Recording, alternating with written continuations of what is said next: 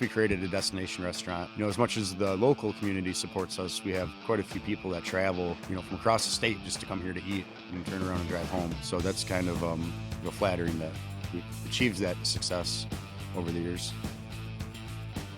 Hello, everyone, and welcome to Total Michigan, where we interview ordinary Michiganders doing some pretty extraordinary things. I'm your host, Cliff Duvinois. So today, I am sitting in Hemlock, Michigan, just outside of Saginaw. And you've probably heard me say this about 1,000 times, but there are some people in Saginaw that are just doing some pretty amazing things. And today's guest is no exception to that. I am actually at the Maple Grille in Hemlock, and this has become a real staple and a really popular place with people throughout the area. So with that being said, I am sitting with the owner, Josh Schaeding, today. Josh, how are you? Fantastic. Excellent. Why don't you tell us what is the Maple Grille? Well, we're a local restaurant serving local products. Buy from farmers, locally, most of our stuff. Serving food grilled over a wood fire. We don't have a microwave. We don't have stoves in the back, so everything you see, it's an open kitchen out front, cooked over wood fire pizza oven. And we grow a lot of our produce here on site. Yeah. So it's complete farm to table. Yep, it is. And I've heard people refer to it as nose to tail, because we buy, we use the whole animal. We don't still just buy specific cuts. We bring in a whole cow, whole lambs, and whole hogs. And we're definitely going to explore that. Before we jump in, why don't you tell us a little bit about where you're from and where you grew up? I grew up, about 5 miles away, right in Shields, just west of Saginaw here. Attended Northern Michigan University, their Culinary Arts program, and kind of pretty much stayed in the area my whole life. Why did you decide to go into culinary arts? I enjoyed cooking when I was younger. I was kind of raised out in the garden, cooking with my mom. Just a lot of stuff I really enjoyed cooking. My first job was at Burger King. My second job was at a Tony's in Shields, and I grew to like the fast-pacedness of the restaurant industry, and feel like you're always working hard and doing something and accomplishing something. Certainly. Now, when you talked about cooking, was the Food Channel ever a part of your life growing up? Did you have any chefs that were heroes of yours, or that you thought, wow, if I could be like that guy or that gal? No, I guess I didn't pay any attention to celebrity chefs. That was starting to become a thing, I think, when I was a teenager. Right. I guess I've probably seen Julia Childs a few times on TV. I just remember going out to eat. When we did go out to eat, or when we traveled, going out to eat, and always remembering the restaurants we went to that I really enjoyed. So you went to college at Northern, got your degree in culinary. What made you decide to think about opening your own place? Well, we started cooking maple syrup in our backyard as a hobby. Probably was doing it for 6-7 years, before we started this. And the property I hunt, it's my brother-in-law's parents at the time. They had asked permission to tap more maple trees besides the one in my backyard. So instead of doing, 30, 40 taps, we jumped up to 250, I think, the first year out there, and had to build an evaporator to handle all that. So we built it out front of my family's construction company on Gratiot here out in the front yard. And it ended up drawing a lot of attention. When we were cooking maple syrup out there, everybody thought we were cooking ribs. And so by chance, at the end of maple syrup season, I lost my job, and took and decided to start a restaurant here. So I guess to kind of push us a little bit further, because running a restaurant is tough. And especially when you're starting one, and you take your location, you're located, you're in Hemlock, but you're out kind of like in the middle of nowhere. So it seems like all these things would be working against you, but you still decided to do it anyways. Yeah, I guess the field of dreams thing worked. If you build it, they will come, right? No, there's, years ago when I worked for another restaurant owner, he has always said rooftops are important. How many rooftops, the more rooftops around you. Yeah, foot traffic, all that stuff. Yes. And I guess we created a destination restaurant. As much as the local community supports us, we have quite a few people that travel, from across the state just to come here to eat and turn around and drive home. So that's kind of real flattering that we've achieved that success over the years. Yeah, you have. And when you put the restaurant together, and of course, one of the main considerations is, what is the food that we're going to serve? What is, I guess, like the overall vibe that we want people have when they come here. And you opted to do a farm to table restaurant. Why go that route versus maybe just opening up like a Greasy Spoon or someplace like that? The food's much better, fresher, local. We support the local economy, and money stays right here locally. I think that it's important to keep the food miles down. Food's not traveling across the country, and I forgot the rest of your question. Hey, that's okay. Yep. So you got the idea to start this particular restaurant. Why don't you talk to us about maybe one or two of the key challenges that you had just getting the place up and running? I was fortunate, like I said, that my family owned the building, so I didn't, have to jump into a big lease agreement or try to raise capital to buy a building. Before we even opened, the first thing was to get the half-acre garden in the back, so I had to clear all the trees because it was a woodlot and break ground back there to get, the garden in and a high fence up to keep the deer out. Because, like you said, we are out in the middle of nowhere, kind of. There's deer everywhere, raccoons. We got a flock of chickens before we opened, get our own eggs. And so all that, being said, and not having the capital to put in a real commercial kitchen, so we opted, to do some wood fire grills outside. Nice. And so we only cooked outside the first 2 years, because we didn't have anything inside. We did have a small seating area in the front of the building and a small prep kitchen. And after the second year being outside, we were able to make that jump inside and start building the indoor grill and getting all the construction equipment out here and converting the whole building over.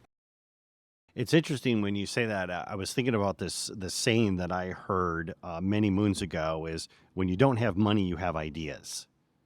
So it's very clever that you didn't get hung up on the fact that you had to have a professional kitchen and we got to spend $100,000 getting all this equipment in here. You were like, well, what do we have? Well, we've got wood fire, so let's go that route. Is this something that you've been cooking over a fire like all of your life? Is this? Yeah, I guess.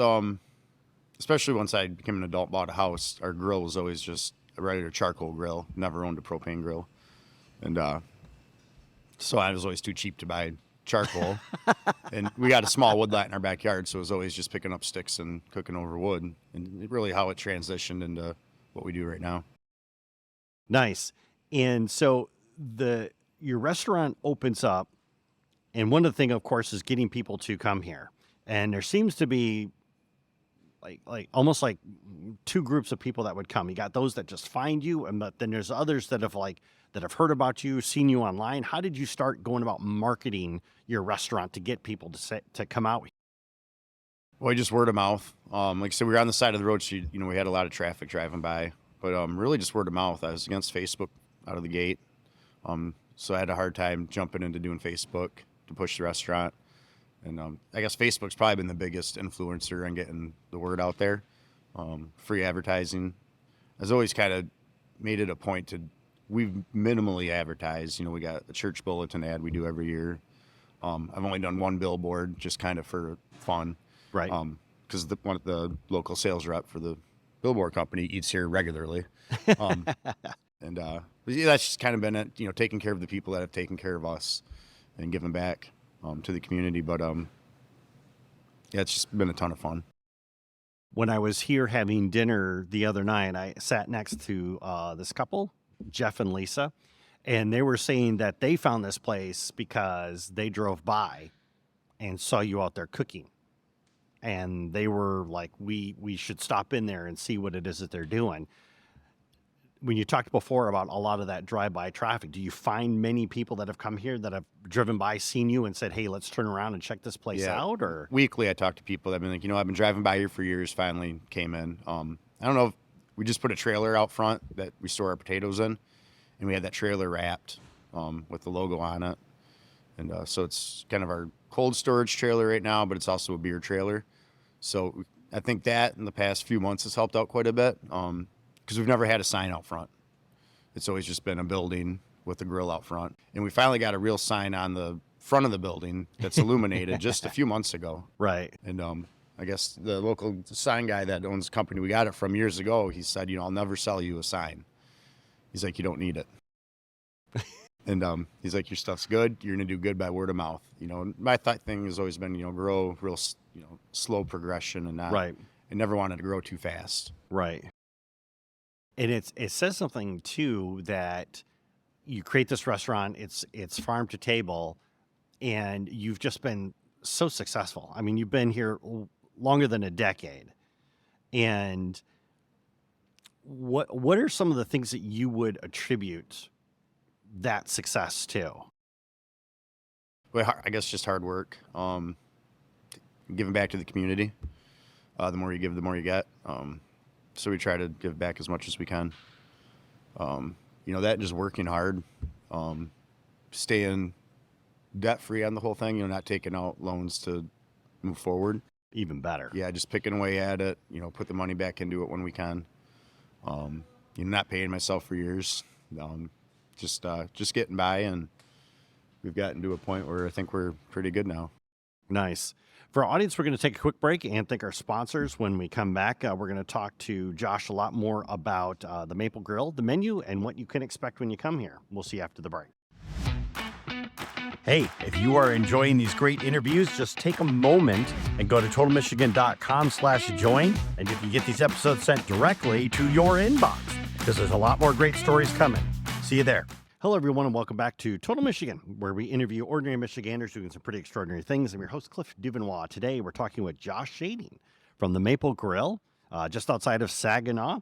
And Josh, before the break, we were talking, and you shared that for the longest time, you didn't even pay yourself. Why don't you talk to us about, first off, why you made that decision, but second off, how do you keep putting in all this effort when you're not getting, it seems like you're not getting any kind of real reward for it? Yeah, it's hard to describe, I guess. The reward of doing a good job, making everybody happy, and enjoying the food they're eating here. It's what really kept us going. Just good work ethic. There's only two things you can control. I read this not too long ago: is your work ethic and your attitude. Everything else in life So true. Out of your control. Right. So just work hard, have a good attitude. Smile, make money, and so we just picked away at it. And it wasn't that I didn't pay myself. We still afforded our groceries and stuff because we just ate here. Right. So I mean, our basic. But it's not like you were living high on the hog. No, yeah, our basic living expenses were met. No putting no money into your 401k or nothing for years. Just to build the restaurant up to where it is, and it all paid off. Cool. And I also know too, and you've mentioned this a couple times now, this really is a family affair. Your family owned this building. I know that you had mentioned before when we were talking about how you actually get meat and vegetables from a lot of people in your family. Talk to us about having that component, that support system in place to help you build this. Yeah, because that's where sweat equity is. Like I said, my mom essentially retired a few years after we started it from her teaching job. My dad, I guess retired out of construction to do this, and my wife quit her daytime job once we started really getting busy and jumped on board. So all four of us work here, and like I said, we weren't paying ourselves for years, so just sweat equity going back into it and just to make it work. And it was interesting having dinner here the other night because your dad still works here. Yep, my dad, my mom, my wife, we all work here all day, every day together. Yep. Now, is there any cause of like stress or anything because you are working with your family and it's like you don't get that break, you go home and you still see them? Yeah, it took a few years to really accept it, and a lot of people come through here and they're like, I don't know how you guys do it. We kill each other. And I guess that's how you see a lot of businesses fail, or restaurants, where the family's working together.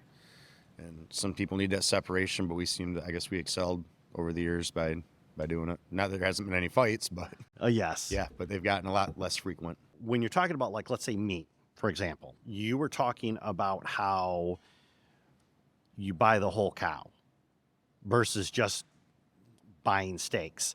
So talk to us about why would you go that route, nose to tail? All right, I think it's a term you said, nose to tail. Why would you go that route versus just saying, okay, we're going to need 14 prime rib steaks, we're going to need 12 ribeye steaks, and just get them plastic wrapped or something. I don't know, just it was fresh and local. It's just better quality. I mean, somebody last night walked out, they're like, how was this burger that good? I was like, well, we just ground it 4 hours ago. And, so just for me, like, it's just eating the best food I can get my hands on. And, I like eating food. That's why I do this. And if you get the best food, it's hard to mess it up. When you start with bad food, you're not going to, the chance of making it taste good just goes downhill. And that was another thing I saw when I was here having dinner is when you talk about hands-on, literally you making the hamburger patties by hand. Like there's the hamburger right there, and I watched you make the patty, you salted, seasoned it, and then put it on the grill. It wasn't like you pulled it out of a box. Yes, that I guess creates a lot of, more transparency, I guess. So you can stand there and watch me do it. You know it wasn't coming out of a box when you walk in. And what about the decision to, because I know you said you do everything that's on a grill. Your kitchen is an open grill concept, meaning everybody can see what it is that you're doing versus like maybe having it like in a kitchen area. Why go the route to have an open kitchen? One of the things I guess I've learned too doing this is a lot of people are picky about their food and where they eat. So if some people come in here and they eat here and don't really eat anywhere else because of the transparency. You can walk in and see what's going on. You're not, they know if something gets dropped on the floor, it's not getting put on a plate, I guess. Right. And they can see, the cleanliness of the kitchen, when everything's kind of neat and clean, even when we're busy. So I guess, just being out in the open, I think makes people feel more comfortable about dining here. And being able to see their food being cooked. And yes.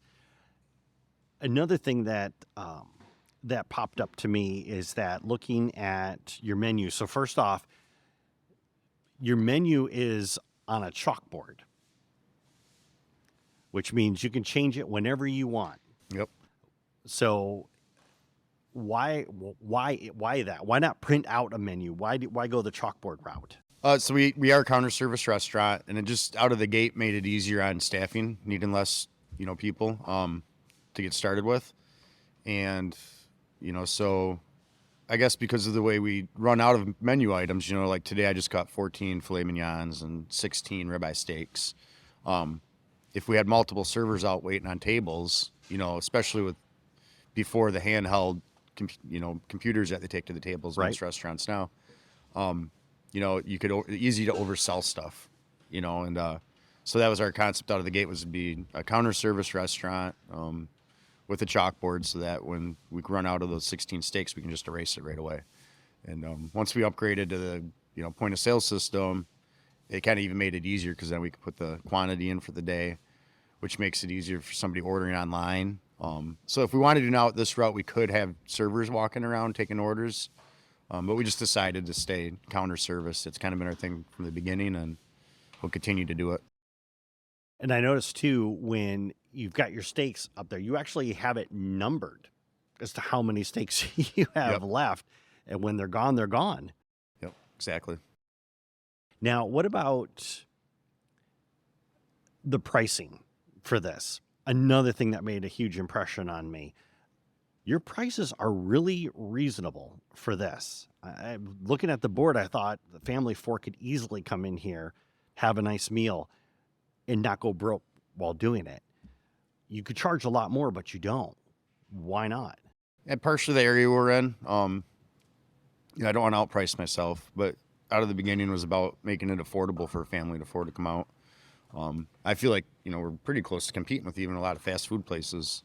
When you get, a little burger and fries, if you went by weight and came here and weighed the same amount of food, you're getting twice as much food for not a whole much more at this point, in our recent economy. Right. So yeah, like you said, these same steaks are quite a bit more money in a big city, but the cost of living's higher there, the cost of rent, everything's a little higher in the city, I guess. And that, and the fact that I don't got, an overly large staff, so I don't got all the servers walking around and bussers walking around.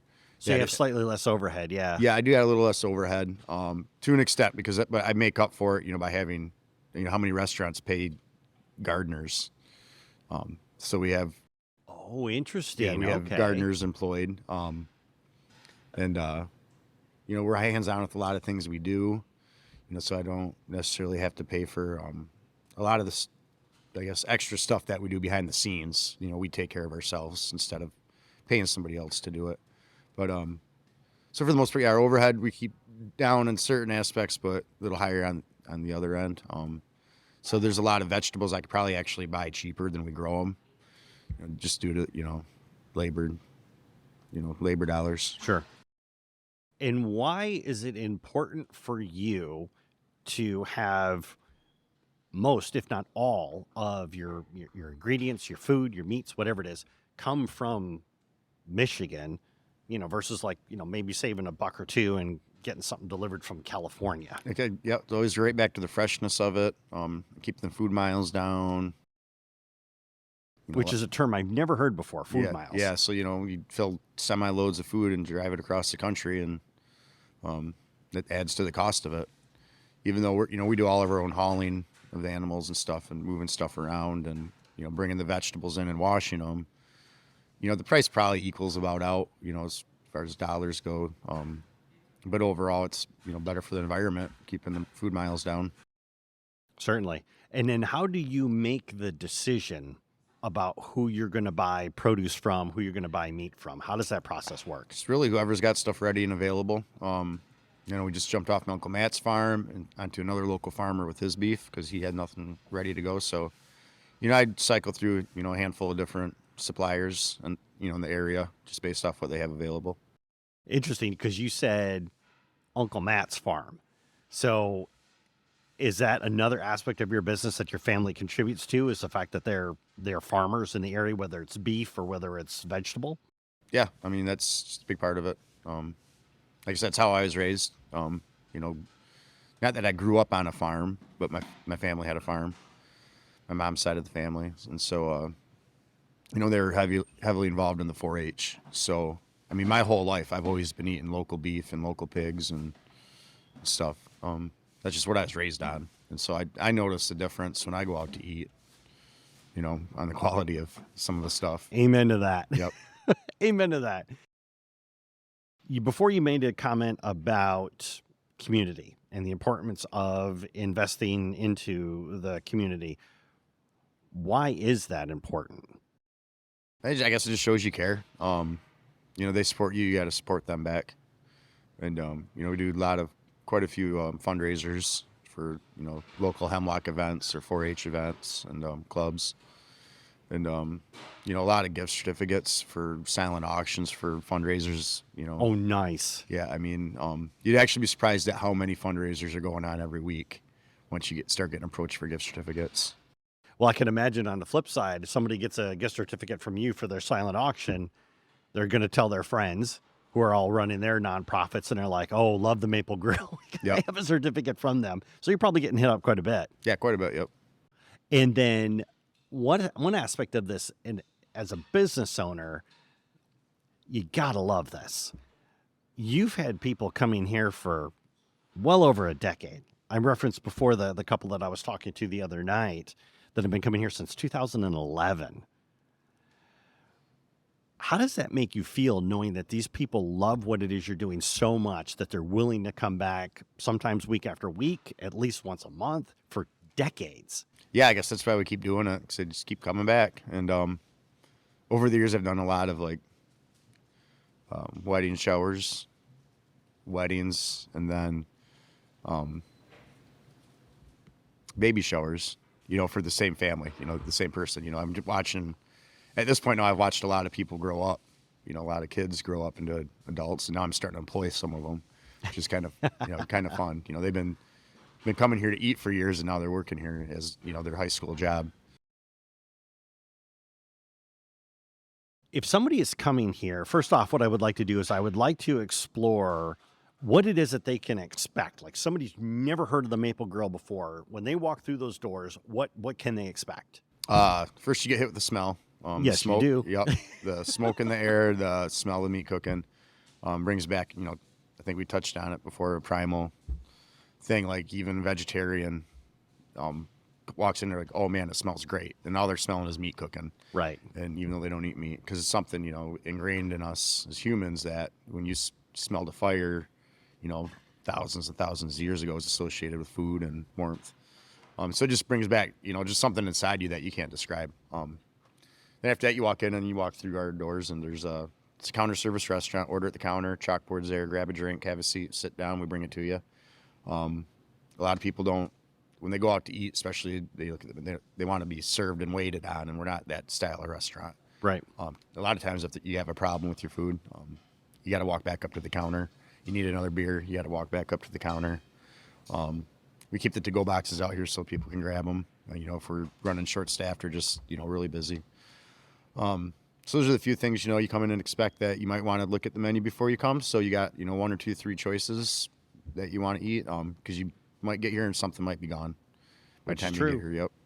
And I know, if you start really following us, you'll see a 2-week cycle of everything. Most of our purchasing decisions, especially on the protein, run on a 2-week cycle. So this week's the start of the cycle, and by the 17th, Saturday 17th, will be a sellout Saturday, and we'll pretty much basically run out of food on that day. And for someplace that's farm to table, how do you handle it when you run out of food? You just tell everybody, sorry, we're out of food? Yeah, it's a rarity that we actually run completely out. If anything, we still got pizzas left. We almost always have a few burgers left. This past Saturday was the closest I've been in a while to running out of everything except pizzas. If 10 more people would have walked in the door Saturday night, all that would have been left was pizzas. Wow. So the menu really does whittle down, every other Saturday to nothing. And then I guess my next question would be, keeping in mind the fact that your menu's constantly changing, and if you're out of something, it gets crossed off the menu. Talk to us about, I can't really ask you what people should order when they come, but what should they be, I guess, what should they be thinking about, or what on their menu can, like me, I don't know. I don't even know how to ask the question because I can't say staples either. But maybe what should they be thinking about when they're coming here and they're looking at the menu? Boy, a lot of people, we find this, always joke around about it. They'll come out, be their first time here, and they both order the same exact thing. So try to order something different, maybe. Right. And I don't know why people do that. Because I always, when we go out to eat, I would never even think about ordering the same thing because I want to try as many things as I can. Certainly. So yeah, you can't come here and get necessarily sampler platter. A lot of people come in and think we're a barbecue place because of the way it smells, and we're quite the opposite of it, because we don't do, mass quantity of ribs and brisket and stuff like that. And then your same philosophy is when it comes to meat also applies to fish. Yep. Coming in. Yeah. So all our fish comes out of Lake Huron, from the Straits area. A majority of it sometimes it's coming out of Lake Superior, depending on where they're chasing whitefish. But yeah, just local commercial fishery, and their families all interconnected with them, and they bring the fish down to me every week. Josh, if somebody's listening to this and they want to come and check out the Maple Grill, what is it you're doing? Where can they find you? Facebook. I think that's our number one thing is Facebook. We're always updating our hours on there. We're open Tuesday through Saturday, 11 to 8. We don't take reservations. So I think the best thing is Facebook. You get on there, see our menu, or get on our website as well, because there's just a picture of our chalkboard menu right on the website. Which is updated daily. Yep. I believe we get our menu shoots to Instagram too when you put it on Facebook, so you can find us on there as well. But we don't check Instagram at all, just link together somehow. Josh, thank you so much for taking time to talk with us today. We really do appreciate it. You're welcome. And for audience, you can always roll on over to totalmichigan.com, click on Josh's interview, and get the links that he mentioned above. We'll see you next time when we talk to another Michigander doing some pretty extraordinary things. We'll see you then.